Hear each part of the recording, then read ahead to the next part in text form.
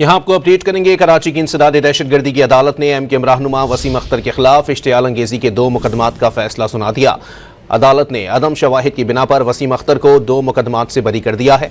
मजीद जानते हैं don news के नुमाइंदे शफी बलोच से। शफी, अपडेट कीजिएगा। आज ही वसीम अख्तर के खिलाफ आज 2 मुकदमे का फैसला जो है वो अदालत ने सुना दिया है और इस पर जो इस्तगासा की जानिब से शवाहिद अदालत में पेश न किए जाने पर जो है वो वसीम अख्तर को 2 मुकदमा से बरी कर दिया गया है।